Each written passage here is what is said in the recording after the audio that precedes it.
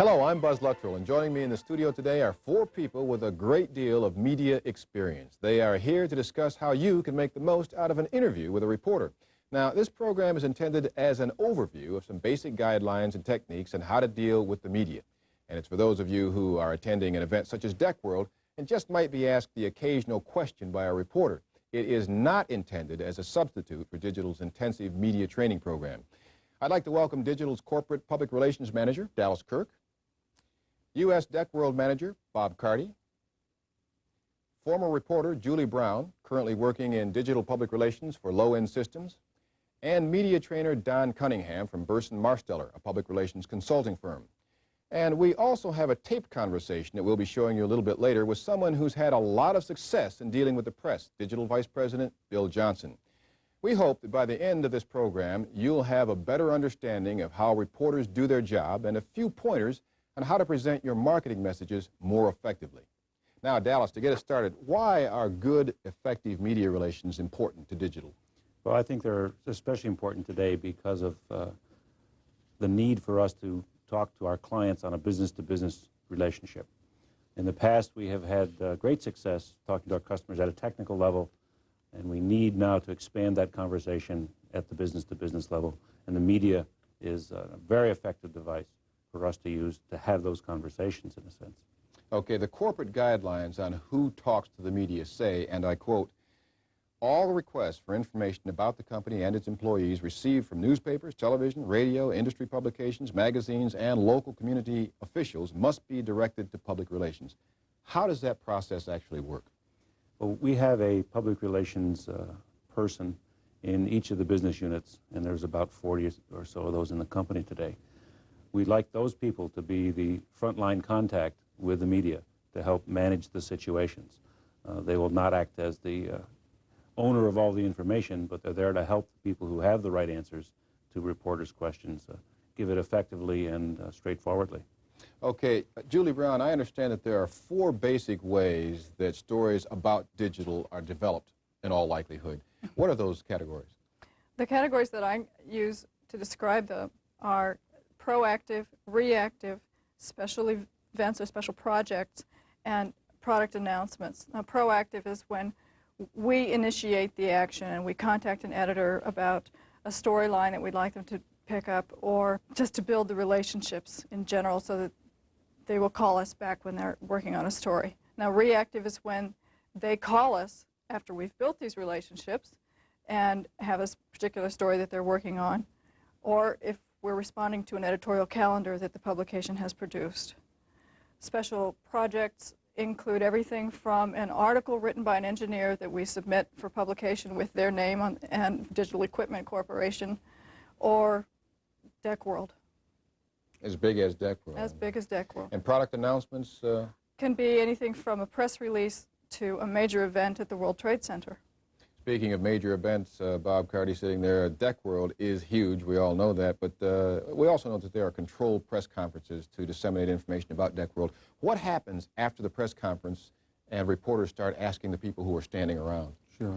I think the most important thing is each one has a knowledge of their own particular area, Buzz, to answer the questions in those particular areas. And when the questions get into other areas that are outside their particular area of expertise, then that's where you refer to the public relations people who can address the overall picture.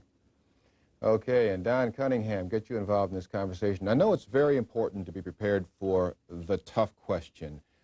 How do you handle a question that you really don't want to respond to? The best way to handle that kind of a question first is to have anticipated it, to have an idea of what the tough questions may be. Think up a response to that question, but have that response also include a transition back to your key message points of what you're there to really talk about. Let me give you an example of a certain class of tough questions, which is questions that you simply can't answer because it's company policy not to answer them. If someone at Deck World, let's take that as an example since we're talking about it, comes up and says, I've just got to know exactly how much Deck World costs this year. Now, I know that's something that you don't really like to tell the press. It's proprietary information, and you can simply say that. I'm sorry, we're not going to discuss that today, Mr. or Ms. Reporter. We consider that proprietary information. But it's probably more important for me to tell you about what we get from Deck World and what an important event it is for us. You see, now what I've done is I've transitioned back to my story, and that's the methodology that we're talking about. Maintain the focus that you know is important. On your messages, exactly. He mentioned the phrase proprietary information, Dallas. Can we talk a little bit more about that? What areas are proprietary and why they're so sensitive? Sure. I think there are three general areas of proprietariness that we do not, by policy, want to talk about in public. And the first one has to do with unannounced products, future directions in products that you may be knowledgeable of due to your work. As you probably can guess, those plans change often and quickly and rapidly. And if we were to talk too openly about future products and unannounced things, we tend to mislead our clientele and they get confused because our product plans change quite often. The second issue has to do with organizational changes that you may be aware of. Who reports to who is basically information that we consider to be proprietary and not of public interest. And the last one has to do with the financial condition of the company. We do publish an annual report. All the information there can be freely discussed. You should not go beyond the level of detail contained in the annual report, however, in talking about the financial status of the company. Okay, another sensitive area, though not proprietary, competition. Bob, how do you handle questions about the competition? Well, I think the most important thing, Buzz, is to positively address the capabilities that digital has. You don't want to turn a press opportunity into just bashing the competition. Leave the competition to make its own case. Just positively state what the digital capability is and leave it at that. Cardinal rule, never knock the competition? That's right. Okay, Julie Brown, not a cardinal rule, but an insight, maybe a tip here. How do you help the reporter get a good story while still getting the important message across? One of the first things that you should do is be sure you know your business group's messages so that when a reporter does approach you, you're ready for them. Find out what their particular point of view is on what they're talking to you about. Ask them as many questions as they ask you. That way you'll be sure that when you give them one of your messages, it's the one that answers the question they've asked. You've got to kind of explore the ground while you're doing that. Right. Okay. Don, we've talked about what you should do to get the story across. Are there some particular cautions that we should pay attention to here? I would start by saying that we've all seen how the comment, no comment, can be used negatively against the company that's making the comment. And I think that there are many ways to do that. So I would say avoid the no comment comment. I think that it's important that people who are talking to the press don't try to know everything. People only get in trouble, generally speaking, when they're trying to talk about things they don't know. Remember that you're only responsible for your level of expertise. This goes back to what you were just saying, Bob. I would say also to avoid speculating on issues that, well, what if they, don't speculate. I would say to avoid personal opinion. It's another way that reporters have of getting inside information. What do you personally think of that? Okay, stay away from that. And I guess finally, one of the big dangers is avoiding jargon, buzzwords, professional language, deck talk. It's pervasive in the business, and we have to make sure that reporters understand everything we're saying. So, Don, you want to know what the key messages are and stick to those messages. Absolutely. That's exactly what it is. And speaking of key messages or strategic messages, let's take a couple of minutes now to hear from someone who's had very, very extensive experience getting his message out to the press, and that's Digital Vice President Bill Johnson. Anytime there's any kind of a request for interview, I always use the people in the public relations department because they can make the content and say, oh yeah, if that's what you want, we'll set that up. And by that just conversation, they can find out what their real intent is, whether the intent is to do a positive story about digital in this topic, or whether it's to do a negative story, or whether it's to get to some comment that can be used with another vendor's story which would not put digital in a good light. Knowing what they're after and what the intent is often helps you frame what it is you want them to hear. Second part around framing is, it's important not to go down into the jargon that we like to use in digital an awful lot, like DCA, DECnet, blah, and blah. It's important to put the topic up a level to something everyone can understand.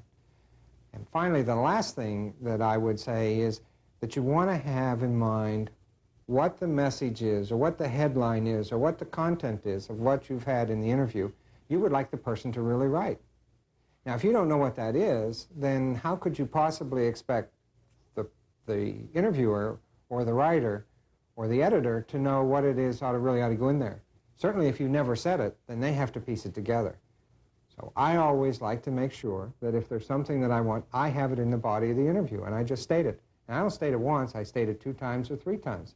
And if I get a chance to summarize, I make sure it's in there. It really depends on the industry, but clearly the one that goes across all the industries. At Deckworld 87, we introduced a number of products. One was the Microvax 3 announcement, and another set was our commitment to going to OSI for our networking capability, and some new products around our networking space.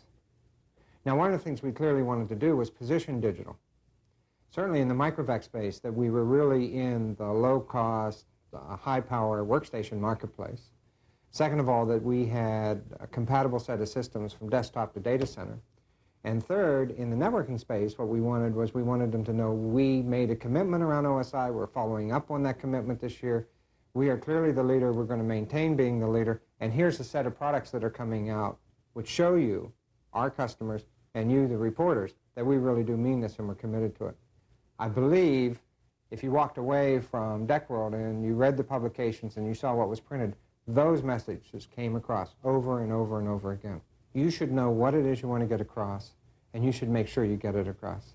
You should have a number of ways of describing it to someone at higher levels than what the specific, say, product content or service content or technical content is. You should reinforce those messages over and over and over again. You should strive to not just do quick question and answer, but to allow a question for you to paint a broad view of something so that the person can see that it's not just this small issue that you're talking about, but this fits into a larger context. Then in that way, you know who the customer, you know who the writer is intending this to go to, and our customers, when they read it, will say, oh, digital has it, and I understand why they have it. That's really the key. Well, I'm sure that Bill Johnson knows what he wants to say and how he wants to say it. But, Julie, as an ex-reporter, isn't it also important that we pay attention to when things are said? Yes, absolutely. For example, now, that the old adage, off the record, is there ever a time when we're off the record? No, there isn't. Everything is always on the record. In fact, from the moment the reporter spots you and makes a beeline for you in your exhibit, you're on the record. If he says, just aside, nothing on the record, don't believe it, because there will be some point when he's writing the story, or maybe a later story, when he'll remember something you said, and it will appear in print. I know this is a difficult question, but how do we know that the reporter is hearing the message we want to deliver and understanding it? One of the first ways to be sure he's hearing it is to make sure you say it. Mm-hmm. And if you want to be sure you've said it properly, you will have practiced it in your sleep before you get to the show. But you can also watch his eyes and see if it's registering. Ask the reporter questions, as many as he's asking you, to be sure that your responses are what he's after. Another important area of discussion, telephone interviews. What are the important considerations and factors when handling a telephone interview? One of the first things to remember is that you're not supposed to talk to an editor when they call without a PR person present. So the first thing you tell the editor is, I will call you back, or the PR person for my group will call you back, and you take their name and number and perhaps their deadline so that your PR person will know how quickly a response is required. Okay, Don Cunningham, you've decided to talk. We know that sometimes interviews can be fun and there's no lack of enthusiasm by the employees for what digital is doing. But isn't it dangerous sometimes to consider an interview an intellectual discussion?